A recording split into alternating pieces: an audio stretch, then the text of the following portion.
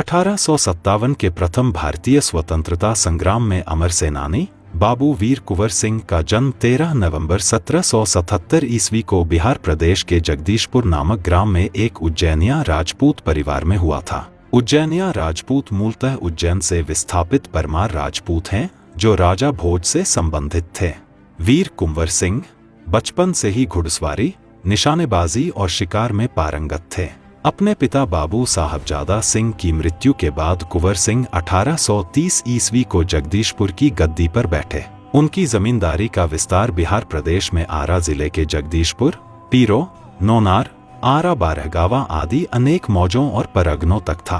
कुंवर सिंह अपने राजस्व का प्रयोग आम जनता की भलाई और गुपचुप तरीके से अंग्रेजों को खदेड़ने के लिए हथियारों की खरीद पर खर्च करते थे। अब तक अंग्रेज अपनी मजबूत स्थिति में आ चुके थे। इसी बीच अंग्रेज देशी रियासतों को एक एक कर निगलने की साजिश रचने लगे। साथ ही आम जनता पर अंग्रेजों ने यातना और जुर्म करना शुरू कर दिया।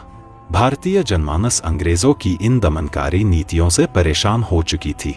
परिणाम स्वरूप 1857 ईस्वी में देशभक्त क्रांतिकारियों का देश प्रेम जाग उठा और वे भारत माता को जंजीरों से मुक्त कराने के प्रयास करने लगे। यह विद्रोह जल्द ही पूरे उत्तर भारत में फैल गया।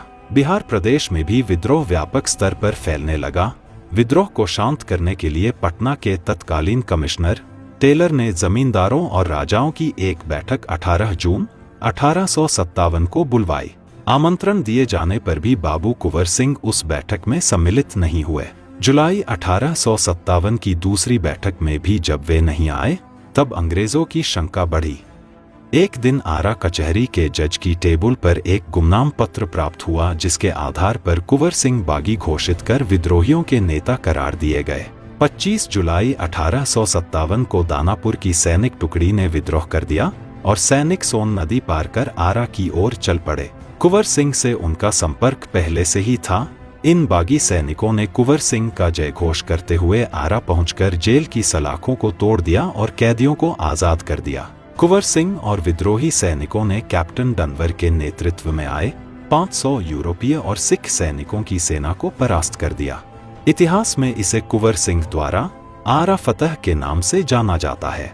परंतु अंग्रेजों ने पुनः 12 अगस्त 1857 को जगदीशपुर पर कब्जा जमा लिया, किंतु इससे कुंवर सिंह का आत्मबल नहीं टूटा और वे इस क्रांति को आगे बढ़ाते हुए सासाराम, मिर्जापुर होते मध्य प्रदेश के रीवा, कालपी और उत्तर प्रदेश के कानपुर एवं लखनऊ तक गए। लखनऊ में शांति नहीं थी, इसलिए बाबू कुंवर सिंह ने आजमगढ़ की ओर प्रस्थान किया। उन्होंने आजादी की इस आग को बराबर जलाए रखा। उनकी वीरता की कीर्ति पूरे उत्तर भारत में फैल गई। कुंवर सिंह की इस विजय यात्रा से अंग्रेजों के होश उड़ गए। उनकी यह आजादी की यात्रा आगे बढ़ती रही। लोग शामिल होते गए और उनकी अगुवाई में लड़ते रहे। इस प्रकार मध्य प्रदेश के ग्वालियर एवं जबलपुर के सैनिकों के सहयोग से सफल सैन्य रणनीति का प्रदर्शन करते हुए वे लखनऊ पहुंचे। इसी बीच 2 अक्टूबर 1857 को कुंवर सिंह के पौत्र और दलभंजन सिंह के पुत्र वीरभंजन सिंह बांदा में अंग्रेजों के साथ संघर्ष करते हुए बलिदान हो गए एवं 7 नवंबर 1857 को कुंवर सिंह के पुत्र दलभंजन सिंह भी कानपुर में अंग्रेजों के साथ लड़ते हुए शहीद हो गए। अपने पुत्र और पौत्र अर्थात पोते की मृत्यु के बाद भी वे युद्ध भूमि से भागे नहीं और निरंतर आगे बढ़ते हुए उन्होंने 22 मार्च 1858 को आजमगढ़ पर कब्जा कर लिया। अंग्रेजों ने दोबारा आजमगढ़ पर आक्रमण किया, परंतु कुंवर सिंह ने एक बार फिर से आजमगढ़ में अंग्रेजों को हरा दिया।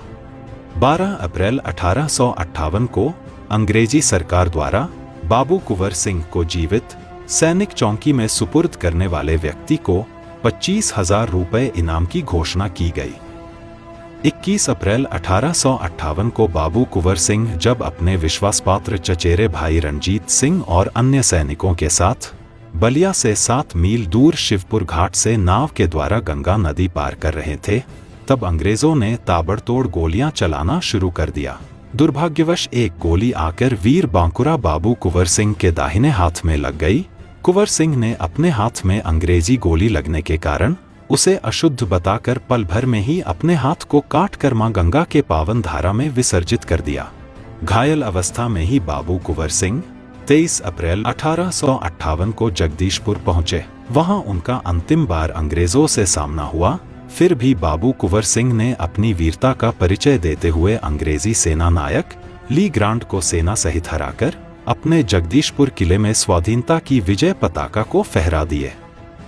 इस उम्र में भी ऐसा अदम्य साहस और ऐसी ऐतिहासिक जीत के बाद आम जनमानस द्वारा उन्हें तेखवा बहादुर की उपाधि से सम्मानित किया गया।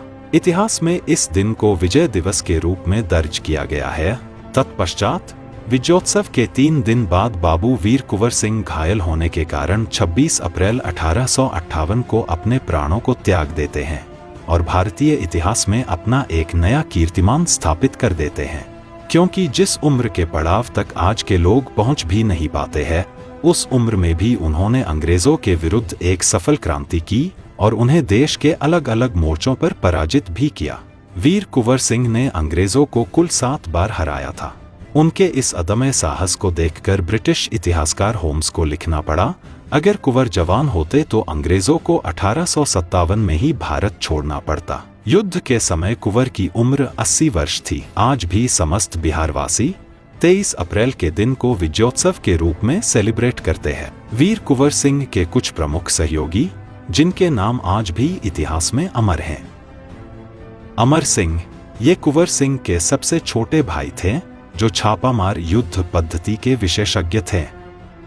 हरकिशन सिंह, ये 40वीं देशी पलटन के विद्रोही सिपाही और कुंवर एवं अमर सिंह के सहयोगी थे।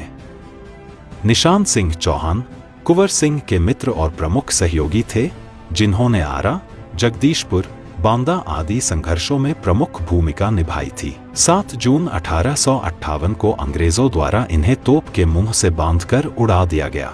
रणदलन सिंह, ये भी एक प्रमुख सेनानी थे। इन्होंने भी आरा, जगदीशपुर, बांदा आदि संघर्षों में महत्वपूर्ण भूमिका निभाई थी।